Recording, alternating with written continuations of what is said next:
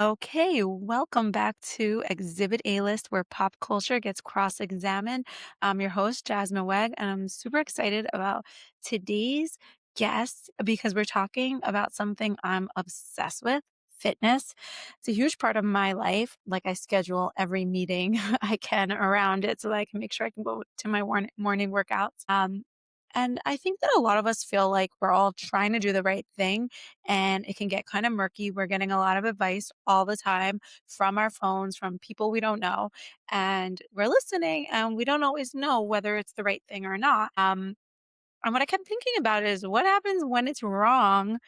And Gabby, who I know personally and follow, posts a lot of really good content. So I thought, who better? Gabby is a registered dietitian, functional sports dietitian, a Mhm. trainer, a professor. She has her own business in nutrition, and she's not just consuming the industry like the rest of us, but she's part of the people out there making this content and informing it. I've taken personally some of Gabby's classes, and that's how I first met you, and they're awesome. You push people way past their limits in a good way. And I just would love to hear what you have to say. So, welcome to the podcast. Thank you so much, and thanks for having me. This is a lot of what we're gonna talk about if you watch my content is a lot of things that I love to address, right? Because there's we're constantly seeing so much information out there on the internet, social media, TikTok, Instagram, whatever you consume, magazines. Do we watch magazines? Do we read I magazines miss anymore? magazines. Right, but, like, that was also an issue, right? But there's so much media out there that we are consuming on a daily basis and that we're being very well marketed as, "This is what I need," right? Mhm. "This is what's going to fix me. This is what's going to give me the body, the health, the mindset that I want and desire," um, and it's very confusing for us. Yeah, absolutely. Let's just dive right in because you Let's go. said it. What is the worst fitness or nutrition advice that you're seeing viral right now? Right, there's so much out there. It's, like, really hard to pick, and I think I'm gonna choose peptides right now, and, that's, like, a big one, and I think that I do not consider myself a peptide expert, right? I'm a dietitian, I work in the functional, like, nutrition space, and functional nutrition space just means that we're really looking at, like, what is the root cause of what is going on with someone, right? So Mm, someone comes to me and they have a certain condition or they're experiencing symptoms. We're really looking for the root cause and treating the root cause of what is causing them to have fatigue, poor recovery, difficulty with weight loss, poor relationship with food. So basically just to clear that up. So in that world is a lot of supplements and the mhm. big thing out there now, in the functional world, but also in the fitness space is peptides. And I'm getting a lot of questions from my clients like, what are peptides? Do I need a peptide? I saw this peptide being sold to me online. Like, should I purchase this? And the thing about peptides and the science behind peptides is that um, it's not necessarily new, but what the world of like nutrition and fitness like to do is take um, treatments, right, that we use for certain conditions, and try to make them like more available to the general public to do what we call like optimize health, right? Or this whole world of biohacking. And that's where like this whole wave of peptides are coming in. So what are peptides? Because people are very confused. Like, what is it? A GLP-1 is actually a peptide, right? So a Right. Yeah. peptide is a short chain, right? A small protein, essentially. We call them amino acids. It's a short chain of amino acids. And what proteins or these peptides do in the body is that they target cells to do things. It tells cells to do this one little process, right? Or to, create a hormone or to decrease inflammation and through these certain biochemical processes. So a peptide is going into the body, it's telling the cells, do this thing, right? And so we know that there's certain peptides that are naturally occurring in the body or that we can introduce into the body in certain amounts and ways that we can do stuff, right? So we look at a GLP-1, right? What is that doing? That's helping with the GLP-1 receptors in the brain. It's helping with, slowing down the GI tract, helping with fullness. And we know that that's can be effective for people in weight loss, right? So that's a GLP-1. And so we see all these influencers being like, if you're not on peptides, like, what are you doing? Right, And it's like the next frontier. right, and it's like, sure, and it is exciting, right? Like, it is Mm, exciting that we have this whole, like, this whole world coming out, but there's so much misinformation. There's not a lot of really strong evidence about a lot of these peptides coming out, and we don't exactly know, and in our world, it's like, do no harm, right? Like, mm, are these things can some of these peptides be harmful? Can they be targeting cells to do things? And these some of these things are not very highly well regulated, right, more so in the supplement world. So it's such a sticky situation, and anyone can go on there and say what they want about peptides. right. Right. And, I think, like, what's maybe appealing about, this whole, like, peptide revolution and things like that is, like, people are kind of feeling like they're taking their health into their own hands. Hmm. Like, they're exploring different kinds of modalities of, enhancing their fitness or their health For and sure. stuff, and I think they like that they can engage on it on their own.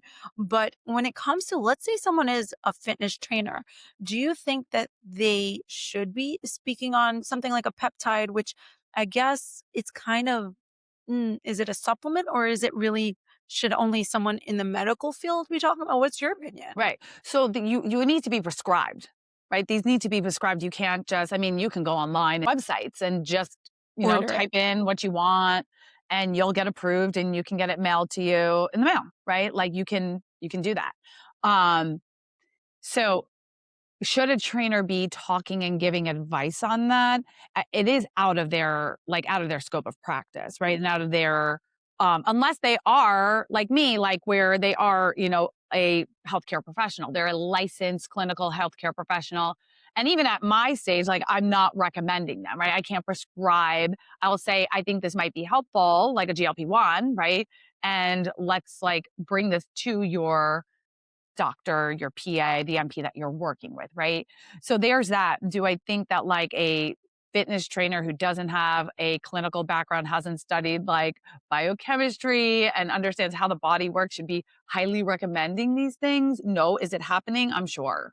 Yeah. Oh, I can tell you for sure Yeah. on, You're like, I see it. TikTok. Yeah, And scrolling, they're I could selling tell it you and it's they're probably happening. getting paid by these companies. They're getting a kickback from these companies that are selling peptides. And so you could get anything you want. And like you were saying, like putting taking health into my own hands and like having that autonomy with my health, which I think is great in some respects. But I Mhm. also think we have a responsibility to educate people correctly. Like I want you to like go and try to take better care of yourself and optimize your health and be preventative. Like I love that stuff. But I'm not gonna sell snake oil, and I'm not going to sell things that I don't think are worth your money. That's really admirable, especially in a world where everything is so money driven. And I Mhm. do think that there's like a difference between someone talking about their own personal experience. Like, let's say if a trainer comes on and says, "Hey, I've been using X peptide and this is what I've seen in myself." Well, like that's kind of interesting for people to see what someone says their personal experiences. Or they might even say, "Hey, my clients are using this and seeing success here," but you find out for yourself versus I have seen people saying, if you're not using GHKCU, which is like for beauty, like Yeah. then you're gonna be like left in the dust. Like Right. everybody should be on this stack. You need to be Right. on this, this, and this. And that's like, I guess, presumptuous because you don't even know who's on the other end of the phone screen when you're saying like everyone needs to be doing that. And you touched on something that I wanted to go back to because you said Yeah. they might be getting paid. Right. Is I know that the FTC has some regulations around if you're an influencer, you have to be disclosing that if you're being paid, but I Yeah. rarely ever see that. I mean, once in a while someone will say this is sponsored, but it's not like across the board. Do you think that there's Right. a known And responsibility there? there is a responsibility, and if I am and I will always say to my audience, like, if I am posting a product that I am getting paid for, you're gonna know I'm getting paid for it, right? I'm not taking money if I'm like I've been approached by brands and I'm like, I'm not doing this, right? Like things that I like, true and tested and are evidence-based, I will do. And I just always like to clarify that like I do get paid for things that are out there. If you see me running an ad, I'm obviously getting paid, right? If it's something that's like a paid partnership, so it'll be labeled as an ad. but people can just make a reel and just start talking about something and not have to disclose that it's a paid partnership. They should be. Technically, when I post a brand, like I just posted something today in because I work at Barry's. I am a trainer at Barry's, and I posted a reel and I'm wearing a Barry's top in the reel and I'm in the room. And I immediately from Instagram says, this looks like branded content, but it wasn't. I was just like at work, I was making a funny reel. And so they will flag it. You can totally deny it. Well, I didn't even know They that they they'll sometimes say flag that. that anytime I post a brand or tag it, and let's just say it's not a paid partnership, it's like a gift. Like, for Mhm. example, I was gifted sneakers, right? I made a post about it as part of like the gifting of it. It came up as like, is this paid content? Mm. And So they'll they're ask me like, also doing their due diligence to yeah, try and be on top of that. That's good to know. yes, Do you yes, feel, let's say, okay, sneakers and clothing, gym gear is one thing, but let's say it's something like a protein powder. Would you feel more reticent before you would post it? Like you really need to see if this is good, or yes. protein powder maybe is more neutral. Like, but I guess if it's a supplement, or where do you kind of draw Right. the line So, personally? even for the sneakers that I posted, I'm like, I need to try these before I go and post that I like them, right? But no, definitely for pretty much everything. Like I said, I will not do something that I don't personally try or would not personally recommend, right? So, if supplement companies come to me and they're like, or have approached me and look at it and I'm like, I would never recommend this. I'm not going to do it. Or if it's a product I would never recommend. And I always try it myself. So I recently am doing a campaign with a company with a supplement line called Stasis. And it's for people who are on, I have ADHD. It's for people who are on an ADHD stimulant. I actually was taking it and then was approached by them and then went and collaborated with them. And I'm in a paid campaign with them, right? So I took it, right? I take it before I even started the campaign with them. But even if I didn't and they approached me, I would take it, look over the ingredients, the evidence, and then say yes or no, right? Versus like, oh, okay, here's the money on the table, which is like exciting because doing brand work is it's fun, right? I Yeah. get paid to make content. I love making content, but there has to be for me, and I'm not going to say for every professional or healthcare professional out there. For me, there has to be like a credibility behind it. I'm not going to say yes to every single thing in the book. That's not saying that everybody out there, all the influencers and even dietitians or PAs or doctors who are participating in this are doing that. Even with all that effort that you put in, do you ever get DMs where people are mad and they're like, "I tried this and like I tried this because of you and now I don't like it," or No, actually, I haven't. I okay, never that's have. good. Like, actually, like my most recent one, people were like very, very interested in asking me a lot of questions because, like, I've been posting a lot more about having ADHD and being on medication and like there are side effects of being on medication, right? Yeah. And I've been getting like a lot of questions and people being like, I don't like, what do you think of this? And I was like, well, transparently, I really like the night formula more than the day formula. It does so much more for me. So like that's just my transparency. I'm not gonna be like, no, everything is like I like both of them equally. I love the night formula. Like it's imperative to my life. So, but I've never had anyone be like, I've had people be like, oh, I see you're marketing this. I've tried it before. It wasn't for me. What do you think it was? Like people asking questions. When you run an ad, though, people will make comments and be like, this product is terrible, or like whatever, There's always or they'll trolls. ask questions in there, or they'll be like, this is paid, don't listen. And listen, I get it. Like, I Right. get it. People don't want to feel like they're being like duped or marketed at, but it's very clear when the ad comes up that it says ad on it.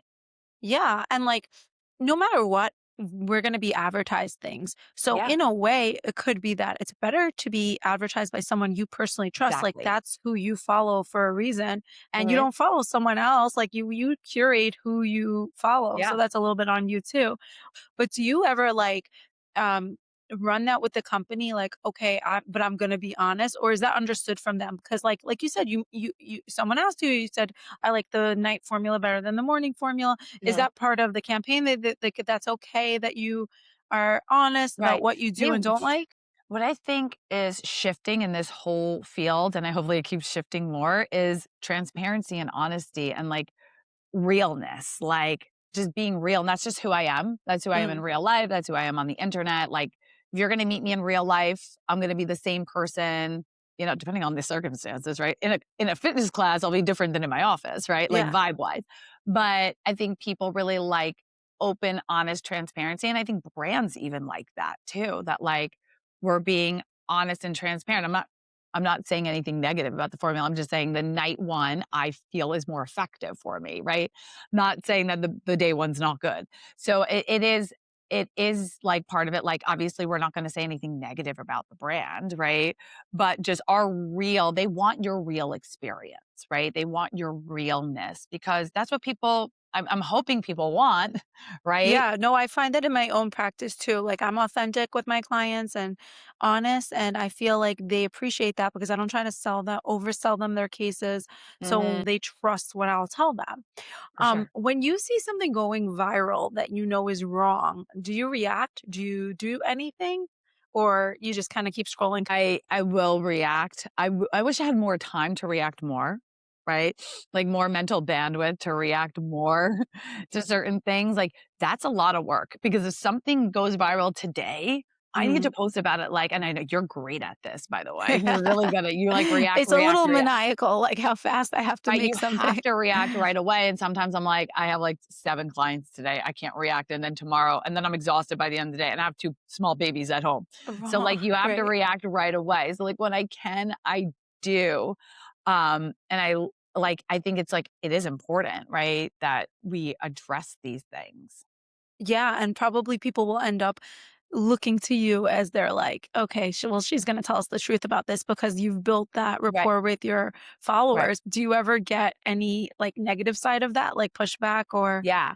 yeah, So, it's interesting, hate? you had sent me the reel talking about, like, there's the big Hollywood is, going back to like heroin chic Yeah, let's thin, talk right? about that actually. Yeah, I Yeah. definitely wanna talk about that. And, like, listen, do I agree with that statement that, like, we're seeing celebrities becoming completely emaciated, that whether or not they're taking a GLP-1 is, Right. everyone's saying, "Well, they definitely are." I'm like, "Well, actually, we don't know." Right. And Like, it's unless also they like come out and thin is say. in. So if thin is in again, Yeah. there's all the ways to get I don't thin. think thin ever went out. Right. I think I hear I you. think it was There was always a brief time where, like, very small. people were looking to be thick, Right, and I right, was like, right, "Okay."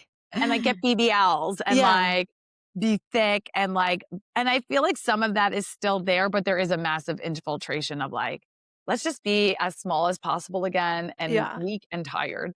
Mm. Um, so I actually did make a reel about, this. Am I allowed to name certain names? Am I allowed to name I think names? it's fine. Okay. Hopefully Hopefully we have we'll a be legal okay. team, you know? Like I didn't actually name names. I put pictures on there, but the pictures of celebrities. I forgot what it was. Was it the Oscars? I don't Yes, remember. everyone showed up very Everyone thin to showed the up like awards. emaciated, like the Mm. Osbournes and Demi The Moore. Osborne one is super Right. disturbing, and I think she Yes. said, what's her name? Not Sharon, the daughter, Kelly. Kelly. I Kelly. think Kelly said I don't know if it was a GLP-1 or weight loss surgery, but I think she expressed that she can't stop the weight loss, like, it's like, she Yeah. doesn't I don't think she wants to look like that, she doesn't look healthy right now, and Right. it's really And I've sad. seen that. I've seen that in my practice. I've seen people, especially with histories of trauma and eating disorders. And, I have a lot of clients with histories of eating disorders and traumas in my practice.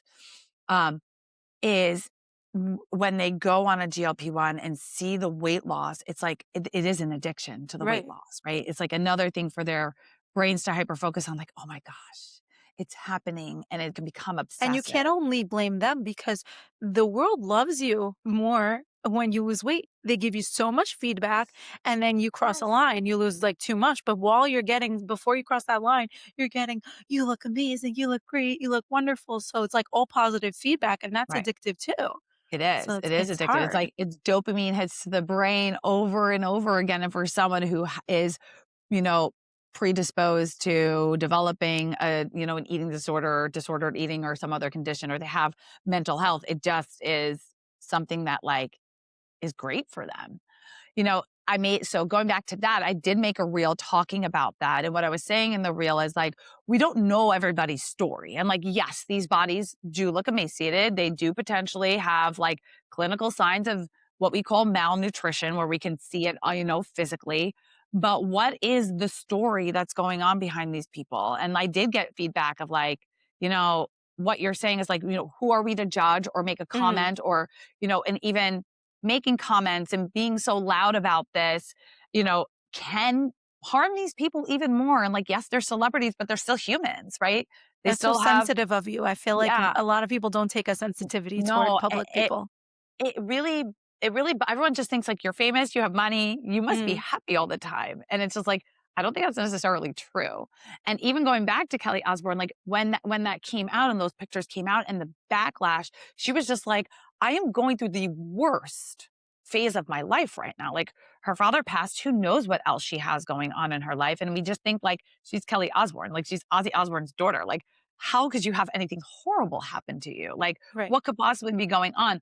And we just don't know. And I think that I do have a lot of compassion and empathy and even sympathy for people because, like, I work in this field and I see what people who have issues with like body image and eating disorders and, especially anorexia and like, food restrictions. I know the pain that they're in, right? Like they're Mm. in pain. They're in some Yeah, sort of they no one emotional pain. wants to be sick like that. Right. It's not something Like, they choose to, right. "Okay, this is what I want for my Exactly. life." Right. So when there's like all this backlash of like, pointing out Emma Stone's like clavicle and Mm. her bones on her, it's like I think people think it's like it's gonna get a lot of like clout, right? It's gonna get a lot of reaction. But like what are we doing? The I truth think is, like, when I watched that video that I sent you, it was this, like, nutritionist, I believe, and she had the picture of her, and then she was like, "The fact that you can see you it's, like, okay to see the clavicle here, but once you see it extended over here, it's like the diagnosis is wasting disorder of malnutrition," and I took it as true, and then the truth is that after I'm thinking about it, I'm like, "Who knows if that's true?" I didn't even look that up. I just took that for granted that that must be fact, and I remember I actually this morning was looking because I was at the you're like, oh my gym, god, is my bone sticking and out? I was like, "You know what? I could a little bit see that bone, but I don't look like I'm wasting away by any No. means." So it's like was like, why did I just believe her? That's that whole thing that you could come on and say anything and you say it so factually that who are we to question you? You're the expert. And I think that just going back to that reel too, it's like yes, that is a clinical sign of malnutrition, but there's multiple clinical signs of malnutrition, right? We don't just look at physical, we also have to look at somebody's weight just so like we know what is clinical malnutrition, right? We're just kind of like we're we're seeing if somebody's we can tell somebody's malnourished through many things, how much weight they've lost and the amount of time they've lost it. Looking at labs, looking at physical signs. So we see like muscle wasting in the temples, fat wasting in the cheeks, where you saw like Kelly Osbourne's like face was very emaciated, right? Where there was Mm, muscle and fat wasting. And we look at the clavicles and we look at what we call like the olecranon process, which is that little bone over here, right? okay. We see like muscle and fat wasting there. So these are signs, right, of clinical malnutrition. Is that actually clinical malnutrition? Could be, right? She is very thin. She did get thinner than what she was, but she was always thin. So I Right. think it's like, who are we? I just think that like, especially as healthcare professionals, and this is a lot, even you'll see it in the plastic surgery world, like they pull up the celebrities and they're like, they did this, and this, Right. And they don't right? know for sure. Nobody knows for sure. And it's just like kind of going back to like, this is like even my whole philosophy, like, how are we bettering women Right. and how are we bettering like women's self-esteem, relationships with their bodies and their selves by doing this on the internet? Mm, Besides yeah. just like getting hundreds of thousands of likes, you Right. know? And you're kind of flipping my question, which is really cool because I was thinking about the responsibility of the poster, the influencer, but you're asking about the audience's responsibility, which we bear too, because if we're going on people's videos and commenting about their bodies, that can also lead to harm. And then where's our responsibility? Just because it's not like one person doing it, it's Mm, easy to get away with things, but right. morally and ethically, there should be responsibility. And that is why these social media apps do like go through comments. Like I know I get a lot of mean comments and they'll be a lot of times they're blocked, so I don't have to see them. I click it anyway. I like to Like you're respond, hit but yeah, yeah. I unhide. I want to see exactly what they say, and I usually try to, say something back because, but what you were talking about the malnourishment, it makes me wonder, let's say you are a prescriber of like a GLP-1 though, and you can prescribe someone, they come in and they want to lose 5 pounds. You can prescribe them, let's say they're thin. Should you like, is there a moral question there? Because now a lot of prescribers, they're not weight loss management doctors. They can be all different kinds of practitioners, but they're able to prescribe. They could be MP, PA. They could be getting into a side hustle of doing this while they work in a more traditional medical office doing some other area of medicine. Is there, I know there might be regulation on this, but what do you think? Like, should that be allowed? Should that be Right. allowed, Yeah. right? I mean, I know that there are certain practitioners out there that won't do it, right? That won't prescribe it. But you and I can literally right now, as we speak, go onto a website and Yeah. get it. You just get it on our own. You can Yeah. just get it on our own. Like the regulation around now with these like online medical dispensaries is very like even I was like offered this like opportunity with this like hormone replacement, which I don't need hormone replacement. They had a lot of skincare stuff. Mm. And so I went on the website and I was filling everything out because I just kind of wanted to see what it would give me. And without seeing a doctor, with just clicking like a small questionnaire that maybe took me 2, 3 minutes, without discussing labs or anything, I was able to get in the mail topical estrogen cream.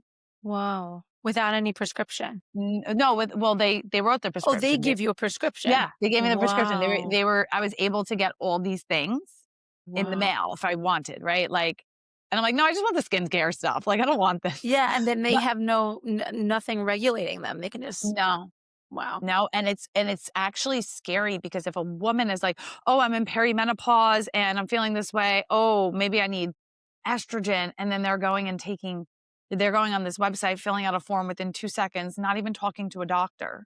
Mm. Yeah, I actually listen Right. to a lot of podcasts and I'm very into health and the science behind it. So I've listened to a lot of doctors come on and talk about perimenopause and hormone treatment and stuff, but they do make it sound like once you hit like 42, every woman needs to be on it. So I could see a woman saying, well, my doctor hasn't talked about it. Let me go online. And it's again that thought that like we can now own our health, maybe go chat about it with ChatGPT. And Yeah, then you're like, okay, let me make my order based on no labs or doctor oversight. And it's like a scary time to be alive at the it same time as is. a lot of freedom. Right.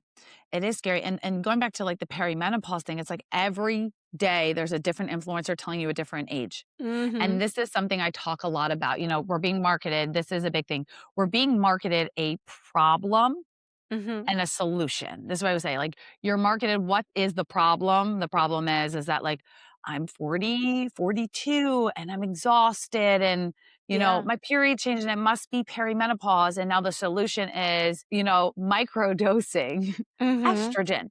When like I don't know if you need to microdose estrogen. Like, let's do a further evaluation. But we're being sold it's so easy and it's affordable and it'll be dropped off in the mailbox in this cute little package on this cute little website. But, like, this is a conversation I've had with practitioners too, is like, well, are they in perimenopause? Oh, we need to evaluate that, right? Which they're kind of being sold that they are without an evaluation. And the other thing is like, let's think about a 42-year-old woman. Like, why is she exhausted? If she has children, she's going to be exhausted Yeah. and she works. And the world that we live in is chaotic and Mhm. there's so much going on around us. Of course, we're going to be exhausted. Is it hormonal? Is it just the stress of the world? Are there other things, lifestyle, stress management, that she really should be working on that an estrogen cream is not going to do for her? So Wow. there's so much selling of product because what's going to make money? Is it selling estrogen cream or her learning to breathe and downregulate her nervous system? What's going to So make more true. money in this system? And I Is it don't think any of us would ever think of it the way you framed it as we're being marketed a problem, which is like, whoa, because you think of it as, oh no, we're learning about this new thing that no one talked about before perimenopause. But if you call it marketing a problem, then you start to think about, well, who's yeah, benefiting, what is right? being sold, where's the money? And a lot of times if you trace that back, you're like, you will open more questions and say, okay, maybe I don't have that. Maybe someone's trying to sell something to me. I think that's a Yeah. really, Yeah. really brilliant way of considering it. That is a real thing. It is, right? But like, first of all, there's no like formal diagnosis. There's no Mhm. like, oh, this is the one lab that we're looking at to diagnose perimenopause. It's, I'm happy it's being spoken about. I'm happy women's health is being spoken about. But then again, as women, it's like, we're speaking about it so much now that it's just like, let's profit off of this. Let's profit off of this when we really need to teach women like how to manage these symptoms in other ways as well, because it's so much more than just a product. I always say if someone's telling you that there's a problem and there's a product that's going to be the solution for it, be wary, not that it's wrong, not that it's not something for you, but question it. Why my goal with my social media, with the way I speak, with doing this podcast and speaking more is I want women to have more things to question. I want Mm, them to be well equipped in knowledge. So as they're navigating, I do this for my clients, as you're navigating the healthcare system, like you are well equipped with like critical thinking skills, right? When you're online, should I buy this? Someone messaged me yesterday. I keep being marketed liquid collagen. Should I buy it? it's like if you see it enough times, you're like, I might as well Oh, I buy must it. need They it. keep telling me I need I it. know. I know. But that's like me with makeup on TikTok. I'm actually terrible. I know. Like Actually, we're me too. terrible. But it's like I really that's a hope, and I hope that's what, people listening to the podcast this episode is that, like, we question more of the things that we see, which I'm happy that woman messaged me, my friend. She was just Yeah. like, "Should I get this?" Is like that we question things more before we're just like, "Ooh, pretty woman marketing cream or collagen or this supplement that's going to make me look 5 years younger." I'm like, "It's not, but that's And okay." maybe the reason that people don't question enough is this pressure or race to stay ahead of this game because if Mhm. everyone else seems like they're getting ahead of it. But shifting gears, how much are we seeing is fake? Like from influencers that are doing in the fitness and health space. Are are they authentic? What we're seeing is really like what they're eating, living, their lifestyle. Right. I question that. I question that a lot. Like the what I eats in a day or come with me for the day, like how fabricated, how like fabricated is that day? Like how perfectly is that a real day? You want to come on a real day with me? With It's your 2 not like kids on that one with on my each 2 arm. kids Yeah. and, like, I'm in a sweatshirt with my hair like this until 2 seconds before I leave the house, I right? tried Like to film, A Day in My Life like 100 times, but I'm like, "It never looks good. My day just never looks good. What no. am I gonna show everyone?" Right. I think there are people out there who are honest, and I think there are people out there who are, like, making a life look something so picture perfect, so it could be like, I wanna be like her. Look at her. She wakes up in the morning and she takes this beautiful shower and she puts on this cute little outfit and I'm Mm, like, "Who has 4 hours to go to the gym in the morning?" seriously. Only, An an influencer, actual trainer, yeah, or an right? Or like an influencer. influencer or a Yeah. trainer, like, has that time. So I think it's like really could it be their real life? Yeah, but this is their job, Yeah, right? and when people are following you, you wanna make sure that they understand that, like, yes, this is my job, and that's why I can look how I look, and you have a different job, so you need to do different things to get your job done, right? Because 'Cause I'm not paid to be, like, super fit all day long, I'm paid to do something else, and when you're paid for it, it just is a difference when you're paid to look good all the time because 'cause you're always on camera, so you're gonna have your looks a little bit more on point because Right. that's where your income comes Exactly. and that makes sense and part of it could also be responsibility of you can't put everything on the person behind the For camera sure. because if you are a discerning individual you should be able to look at something and realize not everything is how it seems and you shouldn't hold people to unreal standards that like they're not going to put their best self on screen because why wouldn't Yeah. you Right. um, do you think that people are chasing aesthetics or actual health right now in 2026? With health is what everyone is talking about, whether it's peptides or whether it's people are spending way more time at the gym and eating differently. And we're talking about it a lot. Is it both? Is it more one than the other? I think at the end of the day, we're humans. and we're not gonna take away the fact that we are humans who, we look at things. We like looking at pretty things, right? We've been told and conditioned that like this is better, right? Being smaller and thinner and like in the fitness world, like being muscular and and it could depend. Like you can be in like the weightlifting world or you can be in like the Pilates world. Like Mhm. what world are you in and what aesthetic are you chasing?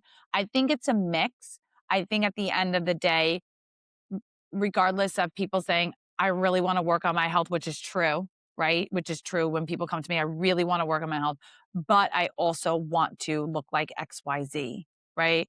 I think there's some people want one more than the other. I think overall, like we're still chasing this aesthetic, right? Mhm. Yeah. And it's, is it going to go away?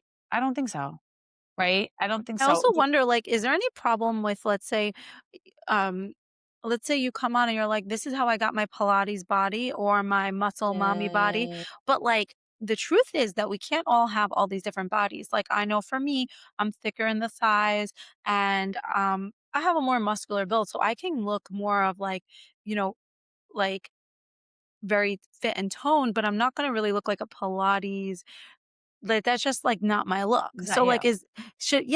should people be telling people, like, "Here's how to achieve this body," if you can't really achieve can't everyone can achieve a certain body. Right. I think what most of these like and listen, a lot of this is sales and marketing. Like you come to my class and I can't stand these like the Pilates bodies, like that Mhm, and all these conversations around bodies. And at the end of the day, people have to realize that genetics play a much bigger role than any fitness format is going to give you, right? Like, of course, if you lift weights a certain way, you will build muscle. I've mhm, been lifting weights for over a decade, like 15, 20 years lifting heavy. Okay. Like, I'm not getting any more muscular than this, right? Like mhm, this is it. If I go to Pilates, I'm probably going to maintain that muscle, right? There's principles in training, right? Like specific adaptations to impose demands. It's called the SAID principle. So specific adaptations to impose demands. What that means is like if I do a specific type of exercise, the demands on the muscle in the body, like that's what we're going to achieve, whether that's achieving building strength, power, building muscle, right? Building speed. Like those are the things, and your body is going to adapt to that. Now, if somebody has thicker thighs, right? Naturally, like bigger hips, like we're not going to go to Pilates and all of a sudden make the smallest thigh possible. You're still anatomically going to be anatomically you. Um, it's are we chasing these things? There's people that be like, I went from, being a, you know, muscle mommy or, muscly girl to yeah. like being Pilates. It's just like they lost weight and they lost some of their muscle. That's it. Yeah. Do you That's know it. this girl Liv Schmidt on Yes. TikTok? Okay, so for anyone who's not familiar with her, she is very, very, very thin. And she's got like, the thin thighs and stuff. And a part of that I'm sure is genetic and she's a very beautiful girl. But a lot of her content is about like achieving her aesthetic. First of all, she reduces her calories, like she's in a Insane. deficit always, like always Very. not on a certain time. She's like always cutting. But I've heard this guy recently, he made this TikTok and he's like, just admit it, everybody wants a Liv Schmidt body. And it was cool because a lot of women came on and they were like, like bodybuilders and all these other body types. And like, hell no, like this is what I want. But like at the same time, a lot of women, it doesn't even matter what she says because you can't just achieve that even if you do get really skinny. Like we all have our same builds and it wouldn't be Yes. necessarily healthy to even try to achieve that. But she's marketing her own body to people. Right. And and the thing is people love it. And Yeah, but she it's gets kicked off of she does. TikTok a lot. I know, She I was can't gonna even say, maintain her page. is she I on don't think TikTok right she now? is, which I is don't think she just is. shows that it's problematic if a platform that actually benefits quite well off of negative things and putting Yeah. toxic stuff out there, if they draw the line, that means it's harmful. Like, Right. So I it believe does. that a couple of years ago, TikTok did put a lot of safeguards around disordered eating and eating disorder content. And Mhm, I think that's part of like the reason, like, I can't even post things talking so much about recovery. It'll get flagged, it'll get taken down. I'll have to appeal it. And then it just doesn't go anywhere because mhm. they're very protective They're gonna against shadow ban this. that Yeah. post, right? Yeah. Yeah. They're very protective against that, which I actually love. She is very controversial. or and then she has, like, a whole, like, I think a whole, like, program that she or, like, a group of, like, being skinny, how to be skinny, essentially, and, like, at the end of the day, that she is someone who is, I believe, and professionally, is harmful. Mhm. Um, there is a crowd for her. Right. It's not Because some necessarily people great. find that very motivating too, Yeah. because there are a lot of people who feel like I just need a kick in the butt. And someone who's like a little mean like that will say, like, just stop being fat and skip lunch or whatever it is she says. Like some people really resonate with that. And that's like they want to hear that. They like being shamed, but we do know that there's, like, Shame, a you're big right. science behind shame, that shame doesn't work. Mm, it's There's a big true. science behind shame, that shaming ourselves does not work for long-term sustainable change, right? So she gets like it's like she gets probably like quick sales of whatever if she's selling. I don't know, is she selling something? I think she's selling a group, but like, does that work? Maybe short term, you know? But going back to like, can I say, you want to look like me? Then do what I do. Hmm. Like, that's not going to work. Because you'll never look like me because I am me with my genetic code, right? At the end of the day, like, if we Right. go basics, right? But someone's like, "No, I wanna be more muscular and I want to lose body fat." There are healthy ways to go about that, that are sustainable. Um, but I think it's like, I want this kind of body. There's this one influencer, I love her. Her name is Kelly Matthews. She Hmm. is I'm No. obsessed with her. I'm like, "I wanna look like Kelly Matthews." I will never look like Kelly Matthews, and I know that. My butt will never butt like Kelly Matthews, ever. Like, it's just not in my genetic code to have a butt like that. I was squatting like 230 pounds at one point in my life. My butt never butted like that, okay? That's what I It's not always wonder because I follow Booty by Jax, and I actually really like his content, but some people, I feel like, as someone who actually does have a big butt, but I've always had one, and so I can grow my glutes, but there's always been something there. I yeah, wonder, like, how much they're telling people, like, "Oh, if you are just eating in a surplus and you lift really heavy." I don't think everyone can achieve a big butt, and, like, that's okay because, like, there's just you can't always achieve everything at the gym, and you can make you crazy it because if can. you think it's just something you need to do, then you're going to just push and push harder, and it could be very disappointing because you'll feel like it's a failure on you when really it's just like not really possible. And that's not fair to tell everyone, like, you just I have to know. do You could shape XYZ. your butt for what it the best it could be, but, like, unless you go get a BBL, like, you're not just Right. gonna have a big butt. And speaking of that, have you ever seen someone show a transformation and you knew it was fake? Like, let's say, like, you feel like they either did weight loss medication, but they just talked about their diet, or they got surgery, BBL or tummy tuck, and then you're just like, look how I got my abs and Oh, follow for this sure. program. I remember one of my clients was, like, always getting so upset. She's like, "This influencer says this, and this influencer" I was like, "There is no way that that woman's not on a GLP-1 or on some sort of, like, medication or had a, gastric bypass or something." Like, nobody loses that amount of weight in that amount of time, you know? I think there was, like, a big controversy with, like, Remy Bader, if you Yeah, she finally came out and when she she said it, finally but came people out and were she was, like, mad. pissing people off, which, like, just come out and say it. Like, I think there was so much shame around her and her story, and it was really pissing people off, and then, like, for sure, she was deleting comments that were negative 'cause she never had a negative comment on her TikToks, and, like, she eventually came out, but at the same time, kinda going back to some of the things we were saying before, like, influencers don't owe us all of their life, right? They Yeah. have a responsibility if you're going to be someone who speaks about body weight, body shape, size. If you go and lose weight, you have some, I think you owe it to your audience that you built based off, being body positive and being bigger to explain that. That's just my whole take on Mhm. it. But at the same time, like, they don't owe us every single intricate detail of their life at a play by play, minute by minute, you know? Yeah. I think there's like so while I was like a little annoyed at some parts, I was like, you know what? Remy Bader doesn't have to tell me on, you know, at 2 o'clock on April 22nd exactly what she's doing, right? Like, she doesn't Yeah. owe that to us. Does she owe an explanation? Yes, at some point. But I just don't feel that like I do everyone agree with you, but yeah. I did also feel like I had an issue with the fact that she was promoting body positivity when she was very large and she wasn't really healthy, but she was kind of trying to push this idea that, like, you can be very overweight and it's fine. Mhm. But but in the end, she wanted what many people want, is to be at a healthy weight, and that's okay, but it was part of a message, and that can also be dangerous. Telling everyone that it's okay to be overweight, like, of course, like, there's a much bigger, um, range of what's healthy than what we think, because, like, Yes. what they'll tell you, I remember being considered obese on the charts, and I knew I wasn't obese. I knew in the mirror I wasn't obese. I wasn't problematic. My labs were healthy, but my weight was not good according to like medical professionals. But there's a difference between, being like a little overweight and being completely healthy, and being very overweight and not being healthy, but telling everyone, oh, you can be as big as you want. That's also, I think, irresponsible, because especially then you go and you change that, and then what about all the people you're encouraging? You Right. can have a real effect on people. Maybe For they're sure. not taking steps to be healthier For because of sure. you.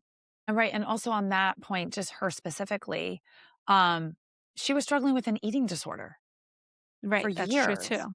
right? And, like, sometimes we think eating disorder is just, like we were talking about on the other end with, like, Yeah.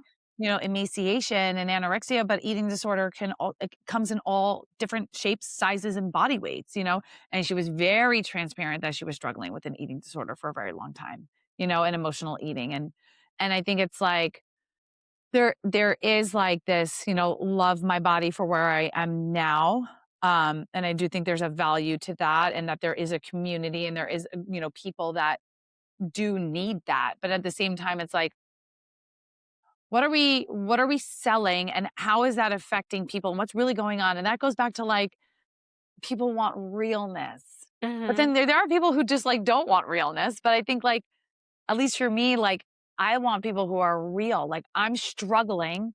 This is my body. I'm working on accepting it right now, but I also want to heal.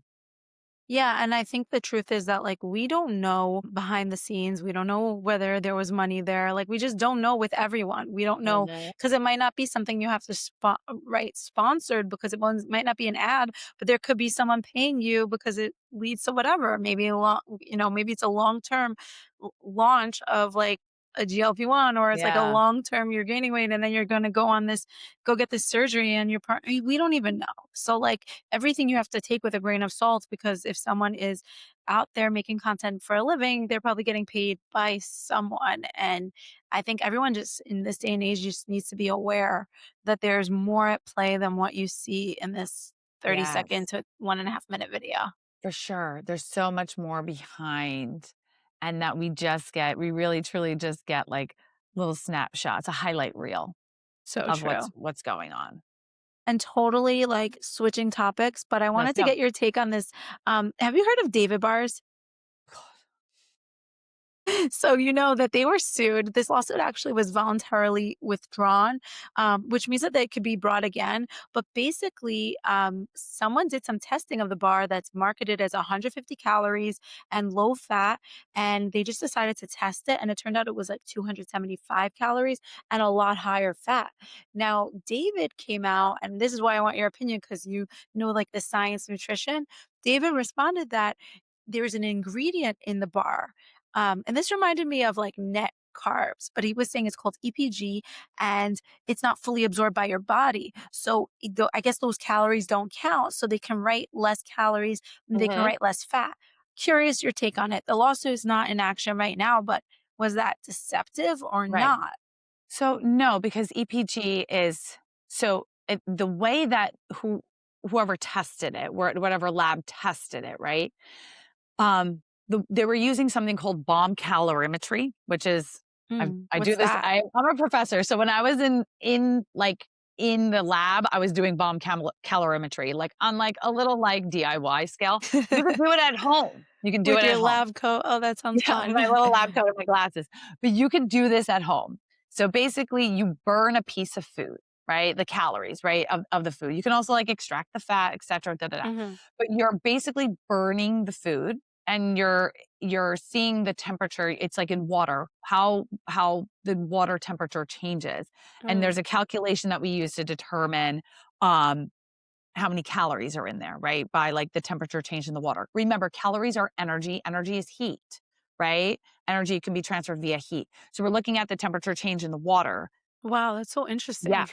So bomb calorimetry, the method that they used, calculates EPG as calories.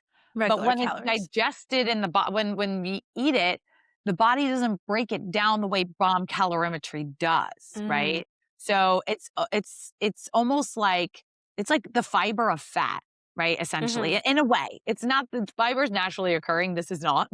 But This it's is a lab. non-digestible. This is like a lab modified like fat substitute, but bomb calorimetry and burning it, right? Remember, like we're not lab. We're not like Mm. our body's not a lab. Like our body has different enzymes and processes that way we digest food, but our body doesn't break it down for calories the same way that bomb calorimetry is measuring it. So it's not, it wasn't accurate. Um, how I compare it to fiber is a type of carbohydrate that Mhm. our body does not break down and digest. Therefore, if you see something that's like, it's got 20 grams of carbs total, it's got 15 grams of fiber, it has 5 net carbs because the 15 grams of fiber we're not breaking down for calories. So it doesn't count in the food label. So sometimes if you're like, there's 20 grams of carbs, but the calories don't match because 20 grams of carbs would be 80 calories but it Mm. says 50 or whatever. It Right. says 10 calories. That's because we don't calculate on food labels the calories that come from fiber Mm. because we don't digest it. So EPG, which is the fat source used in the David's protein bars, is similar in that way. You don't calculate it to be used as calories in the body. Therefore, you can say the bar is 200 calories, not four. I don't remember what exactly it was, not 400 Yeah, calories. I think they said 150 instead of Yeah. 280. Wow, that is so cool because you explained it. You really changed my mind about this because I was like, wow, they're just deceptive. Even No. though I heard the explanation, I was like, well, like that doesn't sound, but you made it sound Okay, good. like it makes sense. Good job because that's complicated. But I do see on wrappers of like, mostly on protein bars and protein foods and stuff, they'll tell you the net carbs to advertise it. So, like, let's say it'll say right on the front, 5 net carbs, but then in the back, you'll see, let's say, the real amount, and then there's fiber and stuff. Is that deceptive, or based on what you're saying, is that honest, or does everyone just need to be more intelligent when they're reading Right.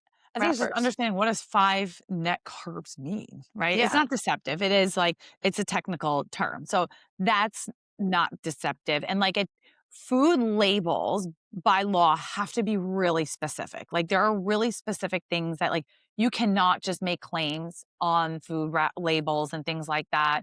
Like there's specific like even to still call something low fat, I don't remember the exact percentage or numbers that it has to be, even though Mm, I'm a professor and it's on my exam, okay? But it has to be like a certain amount, or to say high in fiber, it has to be, I think it's five or more grams per serving. So there's specific things on labels that are regulated. It's regulated by the FDA, but there's specific things that you can and cannot say. Like, right. we cannot Makes say, sense. like, "This is going to cure heart disease by eating, like, Quaker oats because it decreases cholesterol." It's like, no, it can say, "Fiber contains 5 grams of fiber per serving, which can help decrease cholesterol." We can't make claims Yeah. on labels like that. So we can't labels cannot make a claim that, like, "Oh, it's 5 net carbs," and be deceptive on it. Mm. It's not legal.